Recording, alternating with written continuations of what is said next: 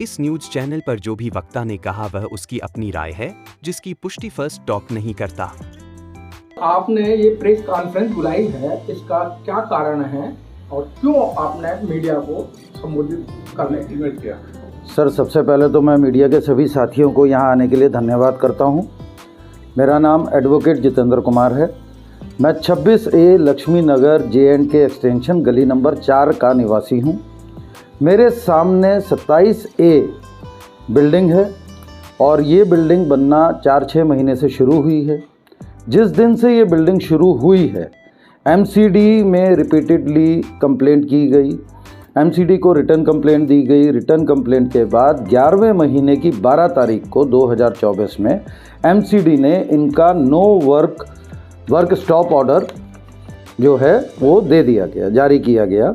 Work stop order जो है MCD का एक अपना नियम है 344 सबसेक्शन 2 के अंदर SHO को अधिकार दिया जाता है कि अगर उस क्षेत्र में कोई भी कार्य होता है कंस्ट्रक्शन का, तो SHO उसको रुकवाएगा और SHO जो भी सामान वहाँ कंस्ट्रक्शन का मिलेगा उसको जब्त करेगा। ये पिछले 2 महीने के अंदर 112 की मेरे ख्याल में 50 से ऊपर कॉल हैं और 50 से ऊपर बार ही SHO साहब के पास नोटिस में ये चीज़ लाई गई, लेकिन SHO साहब ने आज तक इसके ऊपर कोई संज्ञान नहीं लिया। SHO सुरेंद्र कुमार जी से 3 दिन पहले पर्सनली मैं मिल के आया हूँ। पर्सनली मिलने के बाद मैंने खुद अपने हाथ से भी ये ऑर्डर दिया है, जबकि ये मार्क SHO को ही है। MCD की तरफ से ये 2 SHO लक्ष्मी नगर है, ठीक है। उसके बावजूद SHO साहब ने कोई इसके ऊपर संज्ञान नहीं लिया। पिछले 3 दिन से उल्टा ये काम दिन रात की स्पीड से चल रहा है। रिपीटेडली मैं कॉल कर रहा हूँ, मैं आपको कॉल डिटेल्स दिखा सकता हूँ। उसके बाद SHO साहब को मैं मैसेज भी कर रहा हूँ। मैसेज होने के बाद भी SHO साहब की तरफ से कोई कार्रवाई नहीं हो रही है। तो क्या SHO साहब जो कार्रवाई नहीं कर रहे हैं, आप ऊपर के अधिकारी से मिले? जी, मैंने ऐसे ACP साहब को भी लेटर दिया है इसी संज्ञान में कि SHO साहब हमारा कोई कोऑपरेशन नहीं कर रहे हैं और इस एक्शन के ऊपर कोई एक्शन नहीं ले रहे हैं MCD का होने के बावजूद। MCD पे कोई एक्शन नहीं ले रहे हैं? MCD में भी दिया। MCD में जो अधिकारी हैं या मेयर हैं उनको भी कांटेक्ट करने की? जी, मैंने MCD कमिश्नर को भी लेटर लिखा है। उसके बाद आपका NGT को भी लिखा है, SDM साहब को भी लिखा है, DM साहब को भी लिखा है। मैंने जितने भी कमिश्नर ऑफ पुलिस को भी दिया है, सबको लेटर देने के बावजूद अभी भी आप खुद देख सकते हैं, अगर आपके इसमें भी थोड़ी आवाज़ आ रही होगी, कंस्ट्रक्शन की आवाज़ धड़ल्ले से वहाँ चल रही है। आप क्यों चाहते हैं कंस्ट्रक्शन बंद हो? सर, पहली चीज़ तो ये है, जब इंडियन गवर्नमेंट माने दिल्ली गवर्नमेंट ने ग्रैब 3 ग्रैब 4 के अंदर कंस्ट्रक्शन को बिल्कुल बैन कर दिया था, स्कूलों की छुट्टी कर दी थी, उसके बावजूद भी ये कंस्ट्रक्शन 24 घंटे चलती रही। बार बार रिपीटेडली पुलिस को फ़ोन करने के बावजूद भी कंस्ट्रक्शन नहीं रुकी।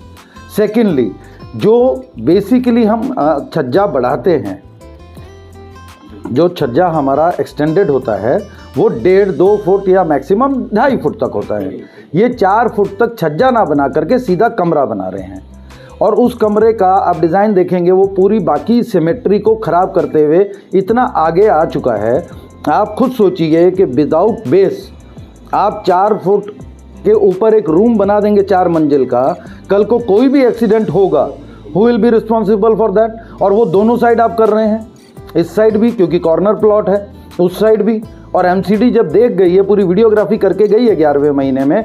आज मैं ओपन चैलेंज करता हूँ, MCD का कोई भी अधिकारी आके अपनी वो वीडियो ला करके मुझे दिखा दे और आज की वीडियो बना ले, उसके अंदर आपको पूरा दिख जाएगा कि दिन रात काम हो रहा है। तो सर, ये क्षेत्र कितना है? ये तो देखा गया है L टाइप का है और 4-4 फीट से 416, ये तो 16 फीट से भी ज़्यादा जगह बनती है। बिल्कुल बनती है सर।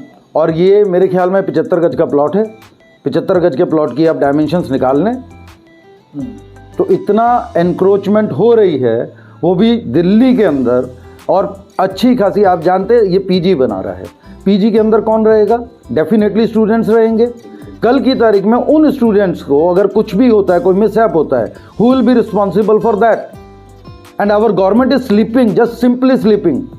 रिपीटेडली उनको इन्फॉर्म करने के बावजूद भी गवर्नमेंट की तरफ से कोई एक्शन नहीं हो रहा है। तो क्या आप ये कहना चाह रहे हैं कि जो MCD है और पुलिस मिलकर इसको बनवा? बिकाऊ हैं सर, बिकाऊ, बिके हुए हैं, पैसा चढ़ा हुआ है।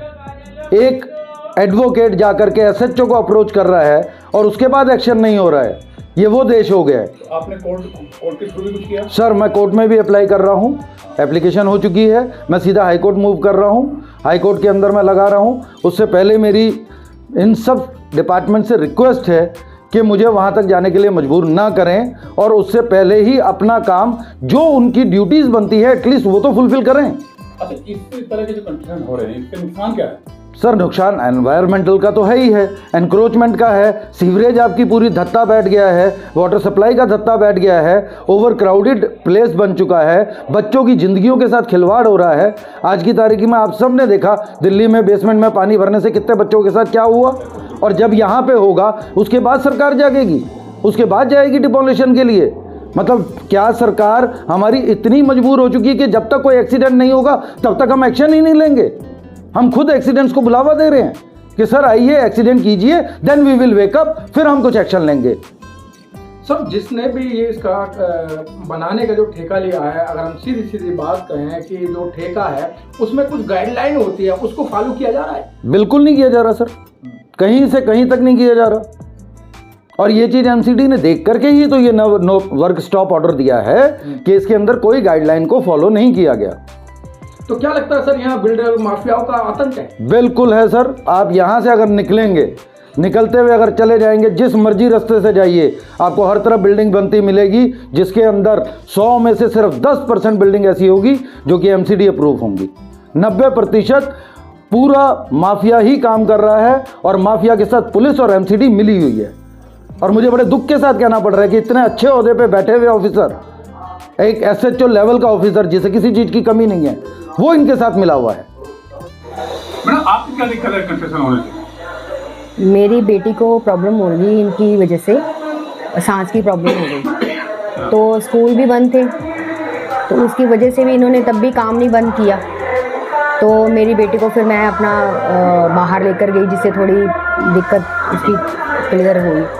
तो अभी भी उसको इतनी प्रॉब्लम हो रही है, और जब काम चल रहा था हमारा यहाँ से निकलना बड़ा मुश्किल हो गया। पत्थर गिर रहे हैं, कभी कुछ गिर रहा है, हम तो घर में पूरे लिटरली कैद हो गए, कहीं जाने लायक नहीं रहे, और इतनी प्रॉब्लम हो रही थी। लेकिन फिर भी इनको कोई सुनवाई नहीं है।